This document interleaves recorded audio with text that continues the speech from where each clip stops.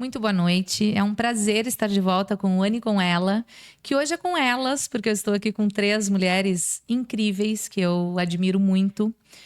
Falando de um tema muito delicado, mas também muito necessário. De antemão, eu quero super agradecer a presença delas, o aceite de um convite tão delicado. E eu considero um ato de amor e de generosidade dividir conosco coisas e vivências que eu tenho certeza que pode contribuir com outras pessoas, outras mulheres, outros parentes que vivem e que viveram o luto parental. Nós estamos agora no último dia do mês de julho, que foi o mês dos pais enlutados. E por isso eu tenho aqui 2 representantes, 2 mães, que é a Carolina Silistre, minha amiga querida. A Cacá, para os mais íntimos, para os amigos, que é um sobrenome muito doce como ela é. Obrigada, Cacá, pela tua presença. Eu que te agradeço. A Cláudia Laguna, minha amiga também. A Claudinha, para os mais íntimos. Para quase todo mundo, né, Claudinha? Para mim é Craude, mas isso é só para mim, piada interna. Depois Piada talvez interna. vocês fiquem sabendo. E a Luciana Vilaverde, que é uma psicóloga que trata do assunto, que trata do luto com muita responsabilidade, produz um conteúdo muito legal. Talvez tenha sido o meu primeiro contato com pessoas que produzem conteúdos a respeito do luto parental. E certa vez, falando sobre a retomada, sobre essa segunda temporada do meu podcast, eu estava conversando com a Cacá, por aí nos bares da vida. E a gente foi entrando assim em temas de mulheres, em tabus, em coisas que muitas vezes a gente sofre calada e sozinha. E a Cacá me despertou para esse viés assim de estar do outro lado, né? Porque a gente vive de fora o luto das pessoas que a gente gosta, dos amigos, sem tentar entender como é estar no lugar da pessoa. E aí a Cacá me falava sobre a solidão que é esse sentimento, sobre a invalidez, né, que esse tema às vezes tem, porque aquilo que a gente não vê, não escuta, não toca, é como se não existisse pra gente. Mas existiu, existe, né? Para alguém existe e de um tamanho, numa dimensão enorme, assim. Então, entraremos nesse tema. Eu vou começar contigo, tá, Lu? Tá, pode Vou começar. começar perguntando pra ti. Por que este tema? Porque até te conhecer e ir fazer fotos tuas profissionais, eu nunca tinha visto uma pessoa especializada mesmo. Eu nunca tinha conhecido. Claro que devem ter outras até, em quem tu te inspira, quem tu trabalha junto, mas eu nunca acompanhei um conteúdo tão focado no luto. Uhum. E aí eu queria saber por que isso te... Essa é uma pergunta que as pessoas me fazem muito e eu mesma me faço. Por que falar sobre luto? Porque não foi uma coisa assim, desde criança eu quero ser psicóloga e quero falar sobre luto, ou desde adolescente. Tanto que a minha primeira formação é em jornalismo.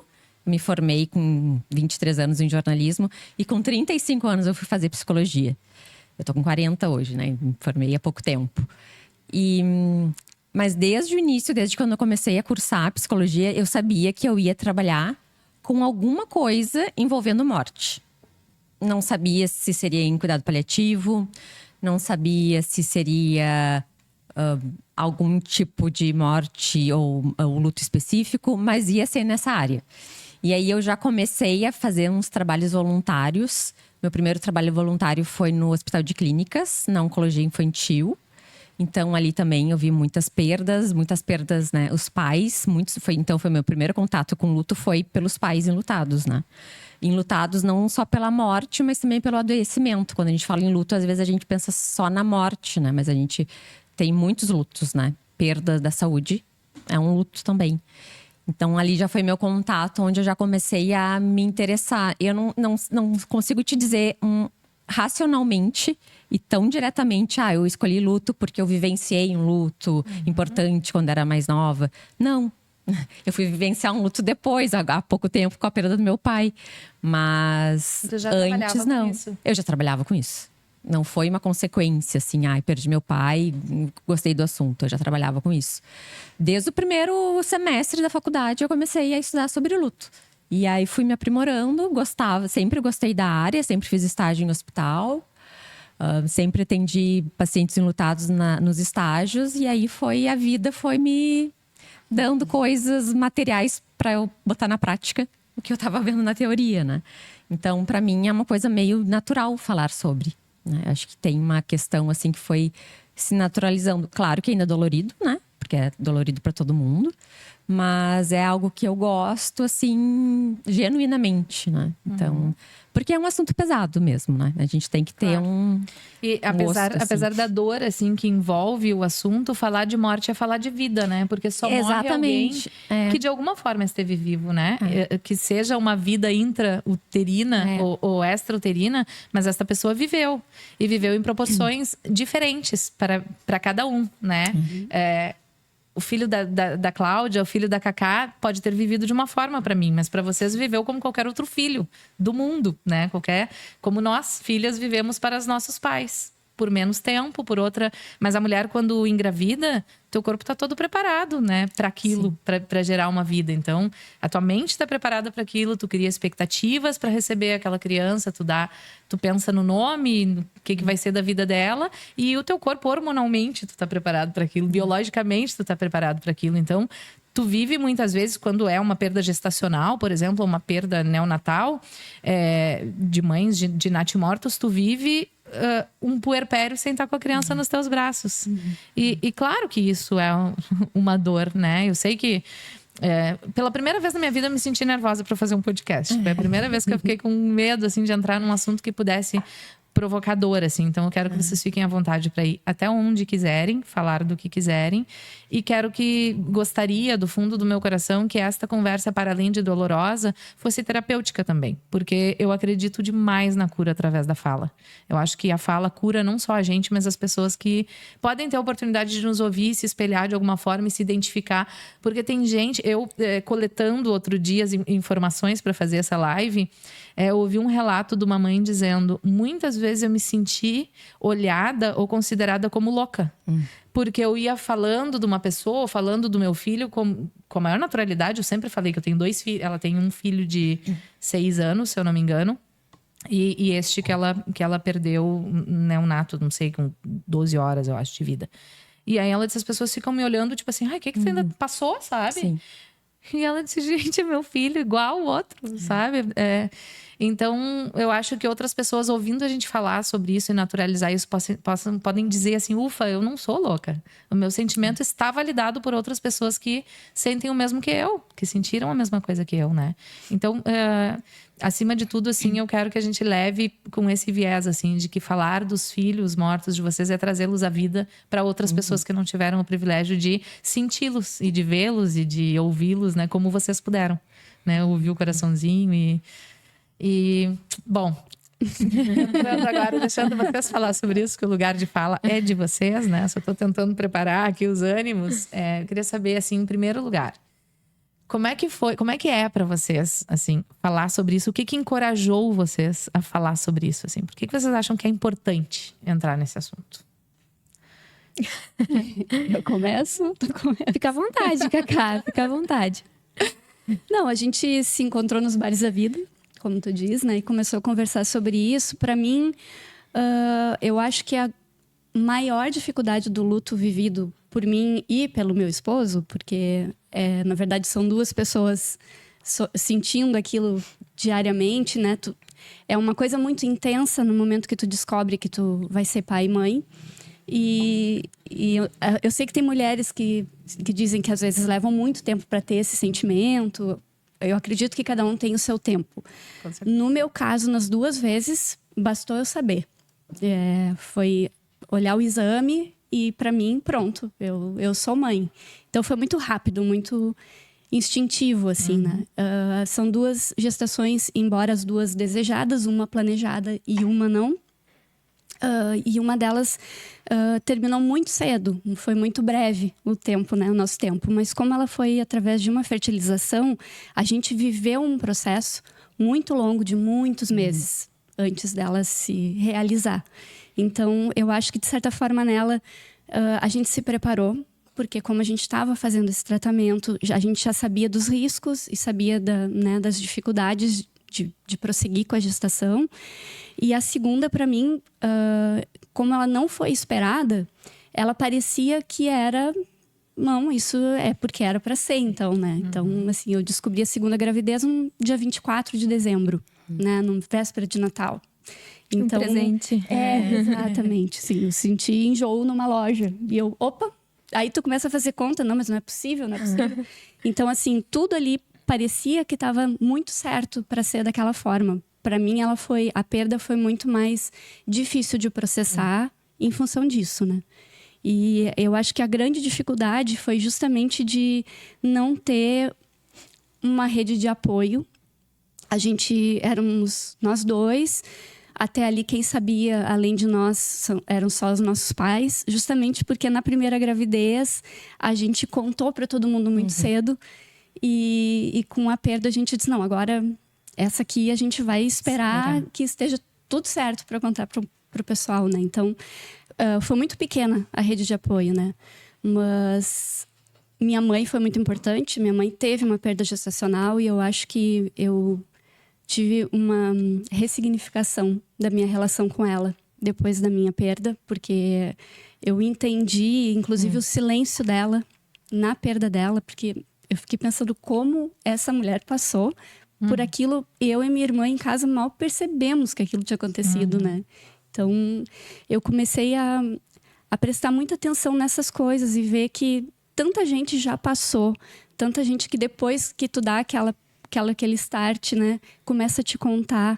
E é tão importante que tu saiba, até para que tu saiba lidar com luto, para que tu saiba lidar com a parte física da perda, que isso praticamente não tem livros, não tem literatura te explicando o que vai dali para frente acontecer. O teu corpo já estava preparado para aquilo, opa, volta tudo, né? Então, achei que seria um serviço bacana de se fazer, a gente expor e elucidar algumas coisas e desmistificar um pouco também, né? Com desse certeza. luto velado. E como tu mesmo disseste, a partir do momento que tu passou pela mesma coisa que a tua mãe, tu conseguiu enxergar de outra forma. Então, eu acho que falar sobre isso valida também atitudes da pessoa durante aquele período, ou sei lá, convidei para várias coisas, não quis vir, ou chegou no trabalho hoje de mau humor, ou chegou... Se tu não sabe o que tá se passando e toda a dor que aquela pessoa passou, tu não tem como entender tantas outras coisas, porque nós somos o que somos, né? Já disse Nietzsche. A gente é feito das nossas vivências, assim. Então, se tu não fala sobre isso, um pedaço de ti vai ficar obscuro para muita gente. Que não vai entender porquê de uma mudança num determinado período da vida. Sim, E não tem atitudes, tabu, né? E não é feio, ninguém é culpado por passar por isso. Ninguém tem culpa, ninguém deseja passar por isso, né? É que eu acho que a culpa é um sentimento muito presente nessa perda. Porque tu fica sempre pensando, será que eu fiz isso certo? Será que eu podia ter feito diferente? Então, eu acho que justamente por não ser falado, eu acho que tu vai remoendo essa culpa e vai tentando achar explicações, né? Para o que aconteceu. O que pode te ajudar, mas também pode embolar o meio de campo. Pode complicar mais a situação para ti. Na medida que tu tá sozinho e que tu fica... sem um auxílio, né? Sem esse apoio de fora, que eu acho que é importante esse olhar, né? Claro. Do outro. Culpa, na verdade, é um sentimento bem comum, assim, dentro de um processo de luto.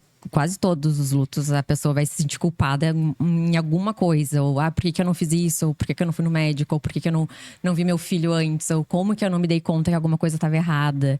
Né? E acho que é bem, bem bacana isso que tu trouxe, né, Cacá? Também do fato de não ser falado. Né? Imagina, assim, provavelmente a tua mãe também não teve um espaço de fala, né? E quando a gente não fala sobre esses assuntos que são tabus, né? Por exemplo, luto é um baita de um tabu, morte é um assunto tabu, né? A gente também não... A gente vai guardando sentimentos, né? Vai engolindo, porque se não tem com quem falar, vai ficar tudo meio... Por isso que eu também quis trazer para o Instagram. Assim, claro, tem muitas outras profissionais que falam também sobre luto. Mas quando eu comecei a fazer meu Instagram, eu achei... Não, eu quero falar especificamente sobre isso, mesmo que eu atenda outras demandas. Porque eu acho que quanto mais pessoas falando sobre o assunto, mais espaço a gente vai ter, mais naturalizado vai ficar, né? E aí a gente vai sofrer menos sozinho. Né? Porque compartilhar essas dores, inclusive falar, nossa, eu me sinto muito culpada, a gente consegue ouvir de outra pessoa de tipo, ok, que tu tá se sentindo culpado, mas vamos pensar, será que é realmente a tua culpa? Tu fez tudo o que tu pôde, não? Vamos pensar de outra forma, de repente, abrir outras janelinhas que estavam fechadas, né? E a gente só consegue falar isso se a gente tem espaço, né? Se ninguém fala, a gente não vai falar também. Então, trazer o assunto. A gente precisa se movimentar um pouco em torno das pautas e dos temas para conseguir olhar sob o mesmo ponto de vista do outro, né? Outro dia eu estava vendo que tu estava falando de alguma coisa que tu usava, era sobre o luto mesmo. E tu disseste que tu fala muito de analogias, né? Que tu faz muita analogia. E eu sou uma pessoa que me comunico demais através de analogias. Então eu me identifiquei muito. É que é uma forma fácil pra gente compreender a situação. Assim, e eu me lembrei muito da história do elefante, assim, que a pessoa diz que quando a gente está debatendo uma coisa, que todo mundo quer ter razão e quer levar a sua... tem um ditado que diz: se tu tá olhando para um elefante aí de onde tu tá e eu daqui onde eu tô, tu vai tá vendo a trompa, eu vou tá vendo o rabo. Mas a gente tá olhando para o mesmo animal. Completamente diferente. A nossa visão sobre aquilo vai ser completamente diferente. Então eu preciso me movimentar. Eu preciso chegar mais perto de ti para enxergar a mesma coisa que tu tá enxergando. Né? Para sentir o que tu tá sentindo, assim. É empatia, né? Empatia, exatamente. Fazer esse movimento. Falando de empatia, e tu falou uma coisa, Lu, que eu achei primordial, assim, no que eu e a Cacá passamos, que é do silêncio, assim, né? E muitas vezes, nesse processo de luto que a gente tá, a gente acaba se calando porque a gente fica sem reação diante do que as pessoas acabam nos falando, assim... pela situação que a gente tá. E tem uma frase que eu acho, depois de ter vivido tudo isso e depois de ter passado por muita terapia e ter conversado com muitas pessoas que passaram por isso também, eu aprendi principalmente que nunca fique em silêncio para deixar o outro confortável né, depois do que ele te falou. E eu fiquei muito em silêncio para não responder à altura do que as pessoas me falavam, né, depois das perdas que eu tive. Porque eu ouvi muita coisa sem nexo, assim, as pessoas não tinham empatia com a dor que eu tava sentindo no momento, sabe?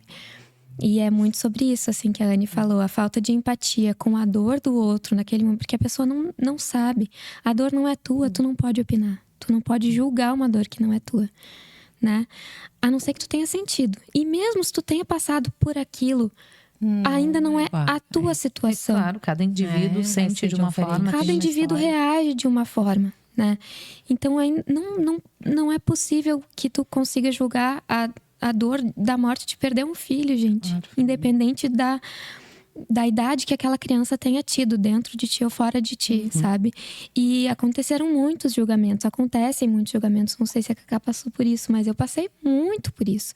E eu tinha que ficar calada, porque se tu dá uma resposta à altura do que te foi falado, tu ainda é julgada como louca, como, que pessoa mal educada, grossa, nossa. Exato. Mas sabe, Cláudia, eu acho, assim, tentando também me colocar no lugar da pessoa que faz esse tipo de comentário, a gente sabe o quanto tem pessoa maldosa no mundo, claro que tem. Mas eu acho que... E é por isso que eu considero esse tema importante, que mesmo ele sendo delicado e difícil, eu escolhi abrir a segunda temporada falando dele, porque eu acho que muitas pessoas falam sem ter a menor noção do que estão causando, por ignorância mesmo, no sentido original, etimológico da palavra, sabe? De não ter conhecimento, porque de fato se fala pouco, e se não se fala... Então, assim, é uma coisa... É a mesma coisa quando a gente vai falar de racismo, de machismo, que as pessoas dizem assim, já tô de saco cheio, cansei de ensinar. Mas esse assunto não é tão falado ainda quanto o machismo, quanto o feminismo, quanto... E tem sempre alguém que de fato não teve acesso ainda, sabe? Que acha, às vezes está numa ânsia tão grande de te ajudar. Tem coisas muito cruéis de fato. Mas tem frases do tipo assim... tu ainda é jovem, pode ter outros... Né? Mas aquele não vai voltar, tem outros filhos, como se um substituísse o outro. Mas que eu acho que é muito mais a ânsia de te falar alguma coisa que te conforte do que o desejo de te fazer mal de alguma forma.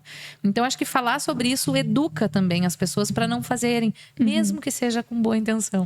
Mesmo que eu sei que tu quer ser legal, mas me machuca, me dói, né? E se a mãe que perdeu o filho não diz isso, a pessoa que não perdeu não sabe o quanto Então, uma dói. dica para as pessoas assim, se você não tiver nada para falar, não fala. Uma dica, dá um abraço, oferece teu ombro para a pessoa chorar, escuta. Mas às vezes é melhor ficar calado. Porque a pessoa não quer ouvir nada disso. Tem um detalhe assim também que eu concordo super com o que a Anne falou. E tem mais uma questão, né? ver o outro sofrer dói na gente também. E aí, às vezes, a gente não consegue lidar com essa dor que tá na gente. Então, assim, Muito. não sofra. Porque se tu sofrer, eu vou sofrer também. Eu não consigo lidar com isso. Eu não quero ficar triste. Nós não sabemos lidar com a tristeza, no geral, assim. Né? Normalmente, é um sentimento que a gente tenta evitar a todo custo, né? Então, às vezes, as pessoas assim, ó, não sei. E também tem outras coisas, né? Tua dor me faz lembrar da minha dor. Pode ser que essa pessoa também tenha passado por algo similar. Então, o teu sofrimento faz eu lembrar do meu sofrimento. Então, eu não quero lembrar, porque eu não sei lidar com ele. Então, por favor, não fique triste, sabe? É aquela coisa assim, meio... Mas isso não vamos falar disso, não quebra o clima. Não, é isso, Ou então assim, pô, tu não saiu disso ainda. Tá na hora, já deu. Ninguém não tem relógio pro luto, sabe? Não tem validade pro luto. Cada um vive no seu tempo. Cada um vive de uma maneira, né? Tu passou por 2 experiências diferentes, né, Cláudia? 3, na verdade. Por 3 experiências diferentes, em fases diferentes da gestação, Isso. né? Então, a minha primeira perda foi uma gravidez surpresa, né? Eu tava um pouco tempo de relacionamento com meu namorado. E aí nós engravidamos da Aurora. Foi uma surpresa muito feliz, né? Nós ficamos muito felizes, nós fomos morar juntos, a gente viveu intensamente aquela gestação, nós curtimos muito, nós participamos de tudo. E aí, cesárea marcada, nos encaminhamos para o hospital e ela foi um bebê natimorto, né? Ela nasceu com 38 semanas de vida, 38 semanas de gestação sem vida. Então, foi uma experiência muito difícil, assim, porque a gente conseguiu ficar um tempo com ela ainda, né? Dentro do hospital, pegar no colo, beijar, curtir um pouco, né? Ela ainda que sem vida. Mas depois teve que fazer toda aquela burocracia de enterrar e tal. E nós não podemos estar presentes no enterro. Nossa família fez essa parte por nós, porque eu ainda estava internada no hospital, me recuperando da cirurgia de cesárea. E depois ainda a gente passa por toda aquela situação que eu tinha muito leite. Então, eu tive que tomar remédio para secar. Eu tive que usar uma bandagem aqui no peito por um tempo para secar esse leite que eu tinha. Eu queria doar para o banco de leite, mas me indicaram não fazer isso porque quanto mais eu sugasse, mais eu ia produzir. Então, não ia ser legal para mim psicologicamente. Por mais que a minha ação fosse uma boa ação, não seria legal para mim porque eu ia produzir cada vez mais, ia demorar para secar. Então, eu tive que fazer isso, né? Usar esses métodos para secar o leite. E, enfim, ter que voltar para casa sem bebê é muito doloroso. Quando tu tem um quarto todo rosa esperando, um roupeiro cheio de fralda, cheio de roupa, cheio de sapatinho, cheio de laços. É uma experiência que eu realmente não desejo para ninguém. E depois tu ter que ouvir das pessoas aquelas frases assim: mas dá graças a Deus que tu não trouxe para casa, porque depois seria muito pior. 2 dias em casa é muito pior. Nunca vai ser pior, né? Eu acho que, bem que a Alane falou, essas frases que as pessoas às vezes tentam, com a melhor das intenções, te dar um acalento, aquilo machuca muito. Machuca muito porque qualquer 1 segundo que eu ficasse a mais com a minha filha não seria pior de forma alguma. Né?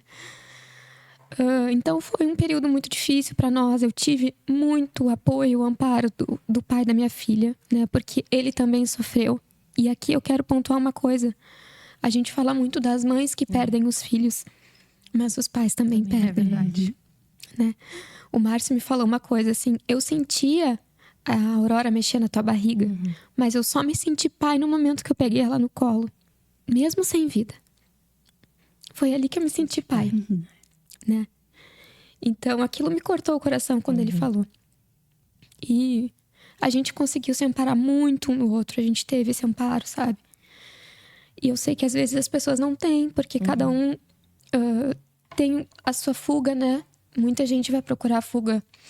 Muita gente se separa, não consegue ficar junto. Muita gente vai procurar fuga em bebida, em droga, enfim. Várias coisas, né? Mas a gente conseguiu se amparar muito no outro. A gente teve as nossas famílias, a gente teve amigos. E foi muito importante essa rede de apoio que a gente teve. Porque a Aurora era muito desejada por muita gente. Pelos nossos amigos, pelas nossas famílias. E, enfim, a gente curtiu tanto quanto essas pessoas todas curtiram a gravidez, né? E 1 ano depois, eu tive um aborto espontâneo sem saber que estava grávida. Eu fui para o hospital sentindo muita dor. E ali no hospital mesmo, os médicos já desconfiando do que seria, me fizeram um beta-HCG quantitativo. E ali no hospital mesmo eu sofri o aborto. E depois do aborto, que saiu o resultado do exame. E como o beta-HCG é um exame de hormônio, né? O hormônio vai saindo do corpo aos poucos. Na quantidade do beta-HCG eu estava de mais ou menos de 3 a 4 semanas. Foi um susto? Foi. Mas não teve aquela expectativa de eu tô grávida, perdi. Porque eu ainda não sabia. Eu não sabia que eu estava grávida. Eu só fiquei sabendo que eu perdi. Né? Então, foi um susto. Mas foi assim, poxa, perdi de novo. Né? Então, esse bebê não foi planejado. Mas foi mais uma perda que eu tive. Aí eu descobri... Bom, fomos fazer vários exames, né? Porque que eu tinha perdido a Aurora. A Aurora, a gente sabe que foi uma circular de cordão que ela teve, não no pescoço. Foi na virilha. E ela estava em óbito já dentro de mim fazia 3 horas. Foi uma coisa muito inexplicável. Eu também passei por várias perguntas assim de por que tu não processou o médico? Por que tu não tirou ela antes? Porque, enfim, aquela culpa realmente que eu tive de por que eu não senti antes. Eu não senti nada, gente. Né? Então eu também senti essa culpa, né? Como a Cacá fala de culpa. Por que a gente não procura? Eu não senti nada, não senti dor, não senti nada que acusasse que ela podia ter tido alguma coisa. Sim, até porque 3 horas antes de tudo, né? Não é tempo suficiente pra refletir, né? E aí eu fui procurar por que eu tinha perdido esse bebê, né? Eu fui fazer exames pra ver se tinha alguma coisa errada e realmente tinha. Eu tive um problema de NIC, que se chama neoplasia intracervical. Eu já estava no estágio 3, o estágio 4 seria um início de câncer de colo do útero, então eu tive que tirar um pedaço do colo do útero. E esse bebê provavelmente foi por causa desse problema que eu sofri o aborto. Então eu tive que fazer essa cirurgia, tirar um pedaço do colo do útero. E aí sim, fiz um tratamento de quase 1 ano para depois ser liberada para engravidar novamente. Aí sim, fui liberada para engravidar novamente e logo em seguida engravidei. Aí eu e o Márcio estávamos lá super felizes e tal, né? Tínhamos engravidado, contamos para todo mundo, felizes, contentes. Já tínhamos escutado o coraçãozinho, já estávamos lá com de 10 para 11 semanas. E em uma das ecografias apareceu um hematoma intrauterino. Então eu tive que ficar de repouso total. Para que o hematoma intrauterino saísse e não levasse o saco gestacional junto. Mas acabou que um dia eu comecei a ter muita contração, muito sangramento, fui para o hospital e acabei sofrendo esse aborto. Aí esse sim. Então esse eu já tinha uma lista de nomes, já estava com de 10 para 11 semanas. Né? Já tinha escutado o coraçãozinho. A gente já tinha umas roupinhas de novo, né? Já era uma coisa... Um projeto de vida. Outras pessoas já sabiam também. Já, então assim, esse foi muito doloroso. Então depois dessa perda... E assim, é doloroso o corpo. A gente não fala disso também, né? Não é só aqui que dói. O corpo da mulher sofre, gente. O corpo da mulher sofre muito. Então, a gente precisa falar sobre isso também. E as pessoas querem que no outro dia tu esteja trabalhando, sabe? Ah, não morreu, não passou por nada. Gente, pelo amor de Deus, tenham mais... Tem uma questão hormonal também, né? Progesterona, estrogênio, tudo muda. Tem até umas pesquisas mostrando que o nosso cérebro, o cérebro das mulheres que estão grávidas muda. Né? Tem função cognitiva que se altera e leva de 2 a 6 anos para voltar ao que era antes da gravidez. Então, imagina assim, né? O tempo que tu precisa para tu voltar a ter um funcionamento assim antes de estar grávida, né? Então, e a sociedade nos pede para estar bem em 3 dias. Exato, exato. E assim, isso dói, né? O processo de aborto dói. Ele é doloroso, não só psicologicamente, mas fisicamente, né? também. Ele é doloroso. Então, depois disso, né, nós decidimos que não queríamos ter mais, e na minha cabeça, toda gravidez que eu tivesse, eu ia perder. Né? E aí nós decidimos que não íamos ter mais, enfim, e eu disse, não quero mais passar por isso. Eu não quero mais. Não quero. Pra mim, aquilo já tava pronto na cabeça, sabe? Se eu engravidar, eu vou perder. Se eu engravidar, eu vou perder. Era um trauma. E aí, engravidei do Dante. E aí, hoje eu tenho o Dante. Graças a Deus. Um anjo na minha vida. Tem 4 anos e 8 meses. A minha felicidade diária, o meu sonho realizado. Eu não seria ninguém se não fosse ele. Ele é tudo pra mim. E eu só posso dizer que ele é a cura pra todos esses traumas que eu tive. Mas não é a única. Existem outras curas, né? Não é só tu tendo um filho que tu vai te curar desses traumas. Não é a única maneira, né? Porque eu sei que se eu não tivesse tido o Dante, eu ia encontrar outra forma de me recuperar. De reviver. Sim, De seguir em frente. A vida tem muita coisa reservada pra gente para além daquilo que a gente programa, né? A gente tá sempre se dando de cara, assim, com alguma surpresa. E eu acho que tocar nesse tema também, ouvir mulheres falando sobre isso...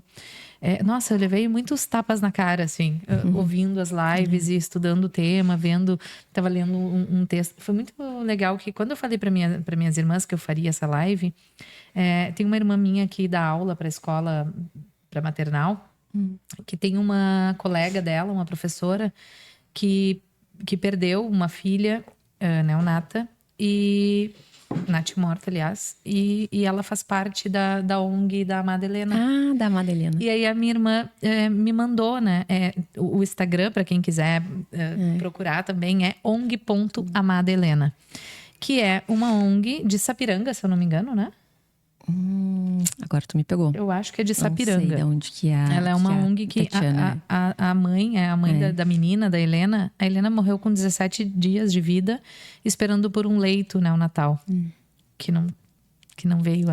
Então, assim, a ONG nasceu para lutar em prol do aumento de leitos neonatais, para que outras crianças não passassem pela mesma coisa. Mas depois, com a chegada de outras mães que tinham passado por isso, elas foi abrangendo, assim, a luta delas, né? Não era mais só para esse tipo de luto, mas para qualquer tipo de luto, porque também não se fala das mães que perdem um filho com 20, com 30, com 40, né? Também não se fala disso. Então, foi aumentando, assim, a rede de apoio delas, né? E foram vindo outras coisas. Depois que a minha irmã me falou da ONG e que eu assisti várias lives e fui ler os conteúdos, eu vi um dia um texto teu falando da ONG.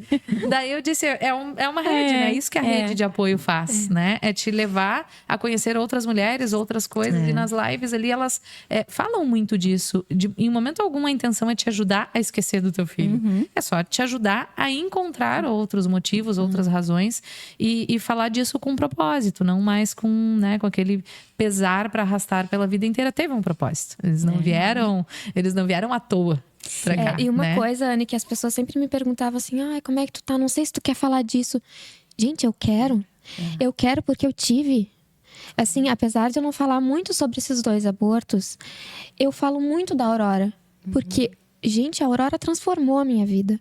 E eu tive a Aurora, né? Eu fui lá, eu passei por uma cirurgia, ela tá enterrada, né? Eu tenho uma certidão comprovando que ela existiu. Apesar de eu não ter tido desses outros 2, mas eu tenho 4 exames de beta-HCG com datas diferentes, comprovando que eu tive 4 gestações, né? Mas assim, vamos falar então só desses 2 que têm certidões, né?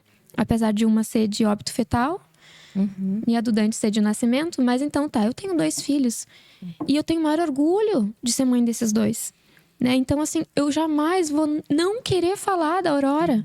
Isso é outra luta da ONG, porque eram considerados natimortos, considerado, né, por uma lei federal de 2004, se eu não me engano, crianças que que chegaram a 500 gramas, 25 centímetros e pelo menos entre 20 e 22 semanas, né? Esses são considerados e têm direito, então, a ter uma certidão de óbito, né? E a mãe a ter licença maternidade. E a mãe a ter licença maternidade. Antes disso, não era considerado. Então, uma das coisas que o Rio Grande do Sul é o primeiro estado, né, Lu? O Rio Grande do Sul é o primeiro estado a ter o reconhecimento da semana ali, da primeira semana de julho, que é a semana dos pais enlutados, né? Luto parental. E eu não tenho certeza se é o primeiro estado, mas a gente tem uma lei que é por causa da Helena, né? Que é de 2019, se eu não me engano. O nome da lei, eu até anotei o nome da lei. É Helena Maffini. Helena né? Maffini, que é o nome dela. Que faz toda essa organização de como acolher mãe e pai logo após a perda, né, dentro do hospital. Então, trabalhar com esses profissionais de saúde e os direitos que esses pais vão ter ali, né? O direito ao acompanhamento psicológico. Para que o atendimento seja humanizado, né? Porque tu já tá passando por um trauma horrível, né? De identificar a mãe no leito. Tu não tem o mínimo de preparo para te esperar nesse momento, assim, para te dar essa notícia, para te encaminhar diretamente para um psicólogo, né? Porque às vezes deu. Sai por outra porta, como se nada tivesse acontecido e tem uma mãe lutada ali. E de tirar a mãe do quarto com outras mães que tiraram o bebê. Isso eu tive no hospital que eu ganhei a Aurora, eu tive. Eu já tinha, então, um leito me esperando na obstetrícia, né? Sim. Do hospital, que ficava no 3º andar. Então, assim que eu saí da sala de parto, eles me levaram pro 6º, se eu não me engano, que era de recuperação de cirurgias ósseas. Né? Então, aí não tava mas eles tiveram todo esse cuidado comigo. Então, assim, isso há 7 anos atrás. Eu tive esse cuidado humanizado no hospital. Eu sou muito grata aos profissionais. Isso é muito importante. Isso é muito importante. A mãe muito. da Helena fala muito disso, né? De colocar a identificação na mãe, assim, pra não chegar e falar, onde tá o bebê? Deixa eu ver o bebezinho. Não, eu fui afastada. Evita o. Inclusive, eles não me deixaram nem no mesmo andar para que eu não ouvisse os choros das crianças. Então, isso eu tive. Assim, sou eternamente grata aos profissionais. Foi no Divina Providência. Eles tiveram todo esse cuidado comigo lá. Foi muito especial, assim, o tratamento que eu recebi. Que bom, né? Porque eu acho que isso também, reflete, esses primeiros cuidados refletem muito no processo lá o depois, né? Logo após, assim, é um trauma, né? Então, a forma dos primeiros socorros aí que a gente fala, né? É muito importante para como que o teu luto vai se desenvolver, né? A probabilidade dele ser algo mais saudável é bem maior. Porque senão são mais traumas em cima de traumas, né? Exato. Porque tu pode te limitar a um trauma só, não precisa ficar... Já tá bem carga, né? pesadinho, assim, né? Bem gordinho. Outra luta que eu vi que tem ali da ONG, e eu acho, e tem duas, a importância também da gente eleger representantes mulheres, porque nada mais justo e óbvio do que mulheres lutando por causas que só a gente, né, pode sentir. Tem 2 mulheres do Rio Grande do Sul, uma do PL, a outra não me lembro o partido, mas que tem leis tramitando para que seja reconhecido como feto, como natimorto, abaixo dessas 22 semanas. Porque ali, na maior parte dos casos, em algumas muito antes, mas na maior parte dos casos, pelo menos com 15, 16 semanas, quando tu já consegue definir o sexo, as pessoas já botam o nome. Sim. E a partir do momento que o pai disse e a mãe disseram, o nome é esse... Aquela criança é o teu filho, eu batizei o meu filho. Claro. Ele já tem um nome, então para te ter o direito, porque até então não tem nessa idade ainda o direito, né, de fazer um registro civil dessa criança, de ter o seu nome, o seu CPF. Até tem casos assim, isso eu não posso dizer com convicção, mas se eu não me engano, tu não precisava nem dar conta, por exemplo, do que tu fez do feto. Do feto, sim. Alguns hospitais descartavam como lixo hospitalar. Descartavam o feto. E então, toda vida tem direito à dignidade humana, né? Eu até agora lembrei, eu não sei onde que eu ouvi essa história, não foi de nenhum paciente, assim, eu ouvi essa história, minto, foi de uma paciente que eu atendi no hospital, foi durante o estágio. Eu tava atendendo essa mãe, né, no hospital, lá que ela tava com um bebê, e ela comentou, assim, toda a expectativa que ela tava para receber esse outro bebê que tava ali com ela e tal. E a forma, ela tinha sofrido um aborto espontâneo antes em casa. Ela foi no banheiro fazer xixi, teve uma cólica forte, ela viu um plop. E era o bebê, né, que tava. E ela olhou pro vaso, ficou desesperada, ligou pra médica e a médica falou: pode dar descarga. E ela falou, o quê? Ela disse, pode dar descarga. Ela falou, dar descarga no meu filho? Então, Falta assim, de humanidade. entende? Um preparo Sabe, o preparo dos profissionais e a lei, essa da Helena, também coloca como um parágrafo, sugestão, assim, para que tenha nas universidades, nas graduações de saúde, né, dos cursos de saúde, uma disciplina optativa para trabalhar luto, né? Para os profissionais de saúde saberem que tu não manda a tua paciente dar descarga no bebê dela. E não interessa quantas semanas era o filho dela. Pode ter um dia, né? Era o filho, assim. Então, tu imagina a sensibilidade. E ela disse, ela pegou o feto, botou numa caixinha e fez lá, enterrou, né? Fez a cerimônia de despedida com o esposo. Mas imagina, né, pra gente saber assim, que empatia é uma coisa que a gente tem que construir, às vezes, em algumas pessoas. Né? Então, a gente parte do princípio que todos os profissionais de saúde são extremamente empáticos. Na verdade, não. E eu também entendo, também fazendo aquele movimento que a Anne fez, né? Com as pessoas que falam, às vezes, algumas frases, tipo, não fica triste, né? Olhando para os profissionais de saúde, e eu me colocando também como profissional de saúde, às vezes é um mecanismo de defesa, né? Porque são tantas perdas diariamente que tu acaba tendo que se distanciar um pouco. Mas existem formas de tu te proteger da dor. E empatia é uma forma dessas, porque né? Tu vai se colocar no lugar do outro sabendo que a dor não é tua, que a dor é da outra pessoa, né? E é fazer este movimento, assim, de empatia e de compaixão. Né? Porque as duas coisas vão ter que andar juntas, né? Não adianta só se tu ser empático, te colocar no lugar do outro e não fazer nada. A gente tem que fazer isso e ter compaixão para fazer um movimento para que aquela dor daquela pessoa seja cuidada, né? Então, tem todo um processo aí bem, bem importante de ser feito desde o início do aprendizado de qualquer profissional da área da saúde. Qualquer pessoa que for lidar com o ser humano e com o sentimento, né? Então, isso é algo também bem bacana, assim, da lei, né? Muito legal. E a importância dessa rede de apoio, dessa humanização das pessoas que estão lidando diretamente com... assistindo as lives ali da Helena. E tem uma outra organização também, porque a da Helena já é para pais de todas as idades, né? A da amada Helena. E que perderam filhos de todas as idades. E tem um grupo de Santa Catarina, eu anotei aqui também para quem quiser procurar no Instagram. É o grupo Acolher Mães de Anjos, que é de Santa Catarina.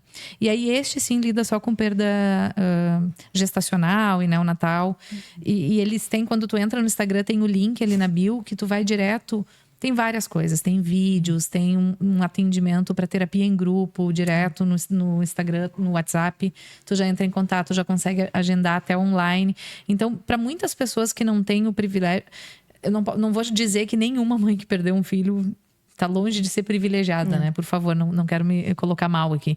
Mas o privilégio de ter rede de apoio, de ter a possibilidade de procurar terapia, de ter pessoas esclarecidas perto, de ter um companheiro como vocês duas tiveram, né? Porque tem pessoas que, além de passar por toda essa dor, ou são mães solos que já foram abandonadas antes do processo todo acontecer, ou tem uma família ignorante no sentido... De não ser bem informada. De não ser bem informada e não saber como ajudar. Não tem condições financeiras. Então, de alguma forma, essas ONGs vai ter alguém para te acolher. Seja com a terapia mesmo, profissional, ou com outras mães contando experiências assim. Eu assisti uma live de uma mãe de um natimorto com um caso assim, me lembrou muito a Aurora quando eu ouvi ela falar, porque ela também pegou no colo, também, né, ali teve um primeiro dia ali, um primeiro momento junto, e ela disse que no hospital eles fizeram o carimbo do pezinho, que ela tem guardado, e tem alguma coisa assim, a roupinha que colocaram ali quando nasceu, que ela guardou e tal, mas ela disse assim, ela falou isso, mas me chamou muita atenção. Eles aprenderam na ONG a fazer uma caixa de memórias. A caixinha de memórias, para guardar as coisas que... Para tangenciar a vida daquela criança que existiu. A roupa dela tá ali, a certidãozinha dela tá ali, as coisas. E ela disse, ninguém me instruiu. Eu nunca imaginei que eu ia voltar do hospital sem minha filha. Nunca vi ninguém falar sobre isso. E ninguém no hospital me disse... Ela disse que chegou a pensar em algum momento em fazer uma foto. E aí ela pensou assim, que pensamento mórbido, que coisa mórbida isso. E ela disse que se arrepende tanto de não ter feito. Porque ela disse, a minha filha tinha rosto. Sim, Ela tinha eu pensei, né? Eu falei pro Márcio isso. Eu disse, eu quero uma foto com ela. E o Márcio disse assim, fica com ela na tua memória. Não tira uma foto dela morta, a gente não merece isso. Eu não sei te dizer se isso foi bom ou se foi ruim, né? Porque realmente eu tenho a imagem dela na minha memória. E eu não sei quão bom seria eu ficar olhando para aquela foto hoje. O quanto tu queria. Né? Isso também é muito relativo, É né? muito Cada um tem o seu relativo, jeito né? de viver. Claro, cada um vai. Mas uma eu pessoa. tinha, a gente tinha, eu cheguei a cogitar essa hipótese, né? Hoje eu fico pensando, por que eu não cortei um pedaço do cabelinho dela pra guardar? Por que, né? Mas enfim, né? São coisas que na hora também eu tava.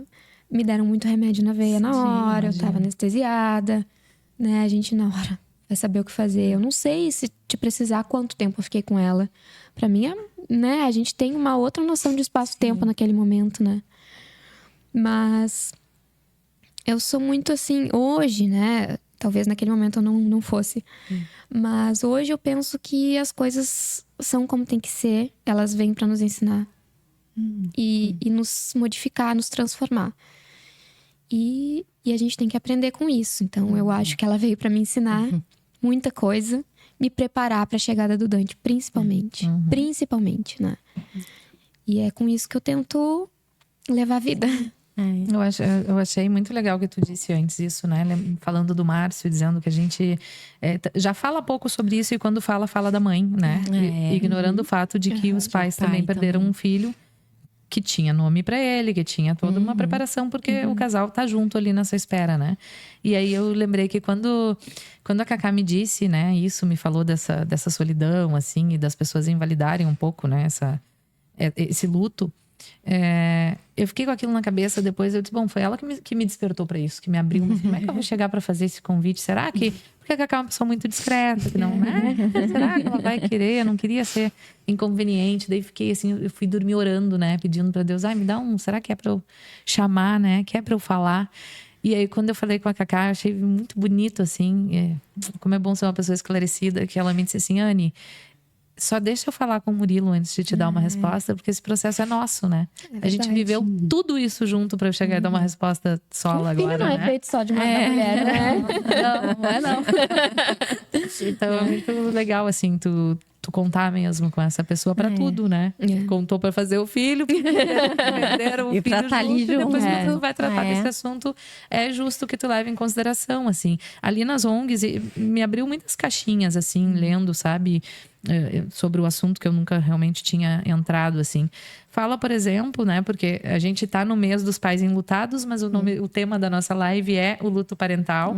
E se fala muito ali, por exemplo, dos avós que sofrem a perda de um neto, mas que se sentem no lugar de eu, como pai, tenho que dar suporte pro meu filho. Eu não posso sofrer, eu não posso me mostrar desesperado se o meu filho tá aqui desesperado precisando tenho que dar de mim. suporte pra ele, Então com é certeza. outra dor que vai ser invalidada, que vai ser velada, que vai ficar ali, né? Isso é uma questão que acontece tanto, né? Porque assim, acontece das vezes as famílias chegarem e falar: eu não posso sofrer porque a minha filha tá mal. Aí a filha chega, eu não posso sofrer porque meu pai tá mal, ou minha mãe tá mal, porque eles perderam um neto. Então todo mundo esconde que tá sofrendo, mas tá todo mundo sofrendo e ninguém fala com ninguém, né? E eu sempre oriento assim: não precisa esconder. Tá todo mundo sofrendo, só que tá todo mundo mentindo que tá segurando a onda, né? E não tem problema. Às vezes a gente também tem essa questão, né? De eu tenho que ser forte, eu não posso mostrar minha vulnerabilidade. E pelo contrário, assim, ninguém precisa ser forte o tempo inteiro. Assim, tá tudo certo. pode sofrer Chorar juntos, né? Todo e mundo se abraçar e chorar se junto. despida dessa dor e sofrer. Pode. E até é bom, porque quando a gente tem esse apoio, assim, tipo, tá me entendendo. Tá difícil. Não é só pra mim que tá difícil, né? Tá difícil pra todo mundo, assim. Então, tá tudo certo. A gente... Tamo aqui, né? Então, acho que isso aí é uma coisa importante, assim, da gente... também ir pensando, né? Porque às vezes tem essas questões, tipo, não, tem que ser forte. Tem, mas não sempre, né? Eu acho que tu, como psicóloga, né, Lu, muito melhor do que eu pode falar sobre isso, mas a gente Eu via outro dia um outro médico falando, um outro médico não psicólogo, dizendo que hoje em dia assim, já tem muitos estudos e que tudo leva a gente a pensar e a poder afirmar daqui a pouco que quase 90% das doenças físicas são psicossomáticas. Né? Tem muita coisa. Elas vêm do que a gente vai guardando, né? Do que a gente não vai falando, do que vai nos magoando, assim. E aí a gente também diz, o que eu não vou falar? Aquela pessoa me falou uma coisa horrível, mas eu não vou magoar ela. Porque não que a gente vá agora, né? Sair falando qualquer coisa pra todo mundo. Mas tem métodos, né? Tem formas, né? Tipo, eu sei que tu quer cuidar de mim, mas dói tanto ouvir isso, né? Assim como tu mesma falou antes, né? Então, assim, a gente às vezes pode falar as coisas de forma gentil, pode educar, né? de forma educada. Isso, não precisa ser na porrada, a boa e velha comunicação não violenta, assim, né? Olha, ouvir isso dói muito em mim, né? Eu gostaria que tomasse mais cuidado aí quando for falar alguma coisa. Então, são coisinhas que a gente vai aprendendo, né? Mas, sim, isso foi muito bacana em relação à minha mãe, porque na segunda perda, o Murilo não estava em Santo Antônio. Eu fui fazer a eco, era de praxe ali. E eu liguei para ele, e óbvio, a segunda pessoa que eu liguei foi a minha mãe, né? E ela correu ali para casa para ficar comigo enquanto ele não chegava. E ela sentou comigo e ela disse, eu só quero te dizer uma coisa. Eu fui muito feliz durante o tempo que esse bebê esteve aqui com a gente. Foi a única coisa que ela me disse. E aí tu vê isso, né? Na pessoa que teve aquela experiência e ela sozinha, mas ela teve o processo de cura dela e ela sabia exatamente o que ela podia dizer naquela hora, né? Não minimizou, ela também não dramatizou, mas ela deixou muito claro que ela estava junto naquela experiência, que aquilo foi válido para ela também, né? E achei uma coisa lindo. Nossa, por isso que né? Foi uma muito frase às vezes bem colocada. Bem colocada. Faria tudo de novo. Se dissesse, tu ia optar por para não ter o processo da perda, de jeito nenhum, porque eu acho que por muito tempo assim eu pensei, quero voltar a ser como era antes. E eu acho que enquanto eu pensei isso, eu não conseguia me curar.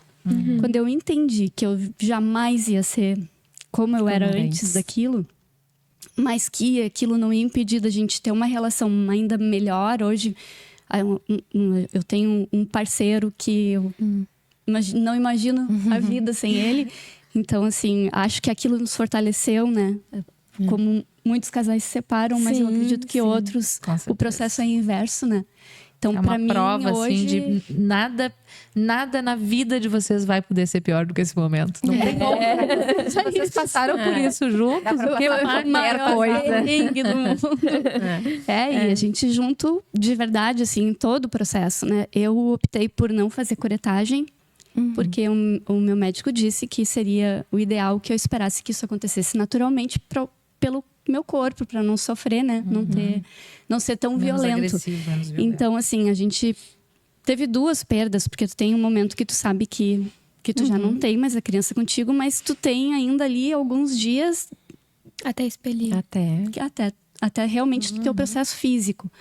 E se tu ter um parceiro, assim, que tá junto, que tá dando a mão para ti nesse momento, é muito importante. Com certeza. Faz toda a diferença, faz assim. Muita diferença.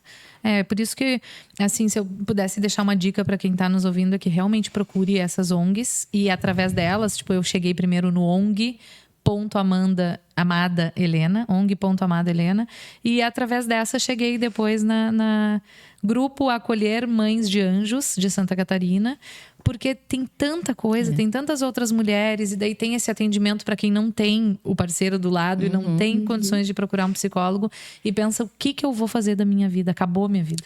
Porque tu não tem nem com quem falar, né? Então, eu acho que é muito importante, assim.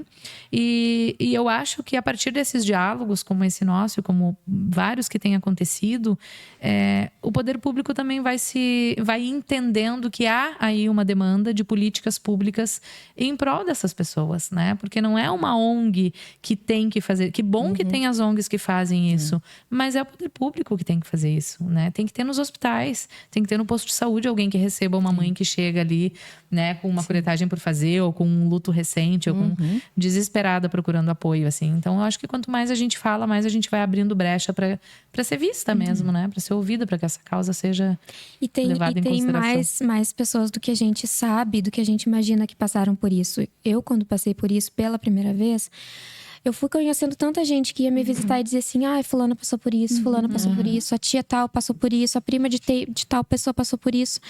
E a gente nunca imagina. É tão normal isso acontecer, sobretudo na primeira gestação, é tão normal que a gente praticamente permitiu que ficasse banal. E não pode ser banal. Não, a gente não pode normalizar o sofrimento. Isso, não é porque é normal a perda que não podemos normalizar o sofrimento, né? A gente não podemos simplesmente, perdeu, vida que segue. Não é assim, né? Vamos acolher essas pessoas. Vamos ajudar essas pessoas a passarem por esse processo de luto, porque é um luto, independente do tempo que tenha sido, né? Independente da forma que tenha sido. Vamos acolher essas pessoas. Porque é um processo muito sofrido. E ver o que precisa mudar, né? Porque, por exemplo, lendo ali sobre o projeto de lei da Helena, eu estava vendo que raramente, a não ser que tu tenha o teu médico de confiança particular, mas o SUS, por exemplo, ele não vai investigar a causa da tua perda na primeira perda, né? Investiga quando é recorrente. Tipo, eu já perdi 3 bebês. Daí eles, vamos ver o que tá acontecendo aqui. E aí tu vai pra uma fila. Né? Aí tu vai pra uma fila, daí tu vai ficar perdendo bebês todo dia como se fosse ir na padaria tomar um cafezinho. Não, né? É um processo que a gente não quer passar nenhuma vez, quanto mais 2 ou 3. Então eu passei uma vez por isso, eu quero investigar, saber por quê. E se for possível evitar, né? Se tiver o que fazer, assim. Então, esse tipo de acolhimento, assim, que as mulheres precisam ter, porque já não é fácil ser mulher num todo, mãe ou não mãe, né? Quem escolhe não ser mãe já passa por todo um processo, assim. Quando eu digo de ter representantes mulheres, é porque eu, por exemplo, tenho endometriose, que também é uma coisa que se fala pouco e é uma coisa que homem nenhum vai se preocupar. Ninguém tá preocupado, você tá morrendo de dor. Aí outro dia eu também tava vendo um médico falar sobre isso. É assunto para outro podcast, mas só um parênteses, assim. Tava vendo um médico dizer que a dor da endometriose, quando tu tá na crise ali pré-menstrual, é a mesma de um infarto. Olha que delícia. E aí ela tava dizendo, imagina tu dizendo para um infartado assim, pô, mas 3 dias sem trabalhar só porque teve um infarto. Como é que tu não tá aqui? Infartou. E a gente ouve isso. Tu não veio trabalhar porque tá com cólica. A minha irmã passa por isso. É verdade. Então, tipo assim, essas coisas de mulheres têm que ser debatidas, porque, infelizmente, a maioria no poder é de homens. E é muito mais difícil empatizar com uma coisa que tu não vive, que tu não tem dor, que tu não vê, que tu não, né? É mais difícil. Não que seja impossível, não tô nem dizendo que não vão nos escutar ou abrir as portas para nós, mas para isso a gente tem que falar disso. A gente precisa apresentar a demanda para que para que, gurias, eu não sei mais muito que, assim, de minha parte, que não estou no meu lugar de fala, estou aqui para mediar e para receber vocês. Eu não tenho mais muito o que dizer, mas eu sei que esse assunto, para quem viveu, é infinito, assim. Então, eu quero que vocês fiquem muito à vontade, cada uma de vocês, para fazer as considerações finais, para dar dicas. Se vocês tiverem dica de site, de livro, de filme, falar alguma coisa que ajudou vocês nesse processo, fiquem à vontade, microfones abertos. Olha, de filmes, eu não posso esquecer de falar isso no podcast da Anne. Eu comecei a notar que muitos filmes tratam desse assunto de perdas gestacionais. E antes de perder, eu não me dava conta. Era um assunto que passava batido nos filmes pra mim. Mas depois que eu perdi, eu comecei a ver, meu Deus, parece que todo filme que eu vejo, eu vou procurar lá um filme de comédia. Alguém perdeu o filho nesse filme. Vou lá procurar um filme de ação. Perdeu o filho nesse filme. E era muito assim. Eu escolhia a dedo lá no catálogo da Netflix. Eu vou escolher agora um filme nada a ver pra não tocar nesse assunto. Pois alguém perdia filho nesse filme. Gente, era impressionante. Um filme de época tocava nesse assunto. Então, assim, gente, acontece muito mais do que a gente pode pensar, do que a gente pode imaginar. Tá no cinema e a gente passa batido. Tá na nossa casa, tá na nossa família, tá nos nossos ancestrais, tá no nosso vizinho. E isso passa batido às vezes, né? Então, assim, vamos olhar mais pro nosso lado, vamos olhar mais para os nossos amigos, para os nossos familiares, com mais carinho, com mais gentileza, porque essas pessoas estão sofrendo às vezes silenciosamente e a gente não sabe. E como a gente falou lá no início, assim, se tu quer às vezes ajudar essa pessoa, mas não sabe o que dizer, às vezes é melhor ficar em silêncio. De verdade, assim, isso não é uma crítica, mas é uma dica que eu dou, né? Porque essa pessoa, às vezes, ela tá tão triste, ela não quer ouvir nada, mas ela quer um abraço. Ela quer um carinho, ela quer um beijo. Falar, né? Ela quer a tua companhia. E ela quer desabafar. E tu não precisa falar nada. Eu vi uma Só terapeuta seja falando amigo, sobre né? isso também, que se a pessoa estiver repetindo a mesma coisa por 5 vezes, não diga pra ela, tu já me disse isso. Deixa ela falar de novo, porque é isso que vai fazer com o Importante, processo de elaboração Ela precisa ser ouvida. Ela precisa ser ouvida, né? E falar, e falar, e falar, e falar. E num desses filmes de época que é até com a Kate Winslet, e o filme era sobre ela construir um jardim para um rei da Inglaterra, eu acho, um rei lá, não é da Inglaterra, acho da França, enfim, nada a ver. E adivinha o que acontece no filme? Ela perde uma filha. E aí ela entra num castelo lá com um monte de gente da realeza e perguntam pra ela assim, por que ela é tão triste? Ela diz, perdi uma filha. E aí ali as senhoras de idade começam a dizer pra ela assim, mas aqui eu também já perdi, eu também já perdi, eu também já perdi. E ela diz, mas como é que vocês fazem pra viver? Ela disse, menina, nós somos mulheres, o que nos resta é ser fortes. Querendo ou não, ela tá falando a verdade, né? Porque a gente tem isso no nosso DNA, eu acho. Mas enfim, a gente... Mulher sempre encontra força de algum lugar. Não é uma coisa, não tô querendo puxar a brasa pro nosso assado, mas a gente tem disso, né? A gente sempre acha força de algum lugar. E é o que eu falei lá no início, assim, não foi o Dante que me deu força. Quer dizer, foi o Dante que me deu força, mas a gente vai sempre achar força em algum lugar. Tu achou no Murilo, né? E a gente sempre vai achar força para nos erguer diante de alguma batalha que nos foi imposta, de algum percalço que veio à nossa frente, assim. Então, é sobre isso, assim. É sobre cair e levantar. É sobre ressignificar as nossas perdas.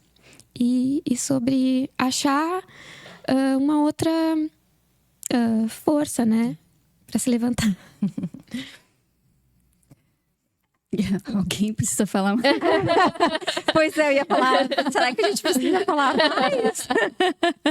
Mas o que a Claudinha pontou, assim, eu acho que é extremamente importante. E eu também acrescentaria, a gente não tem medo de ficar triste.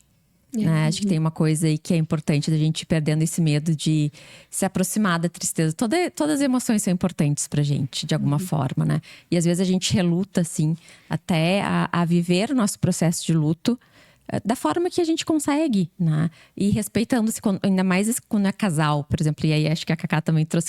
Provavelmente cada um de vocês viveu o luto de uma forma diferente, né? Bem diferente. Então, cada um vai viver. E quando é, assim, luto parental e quando é formado, assim, por um casal mesmo, saber se respeitar, saber tá junto, mas também saber que cada um vai processar a dor de uma forma.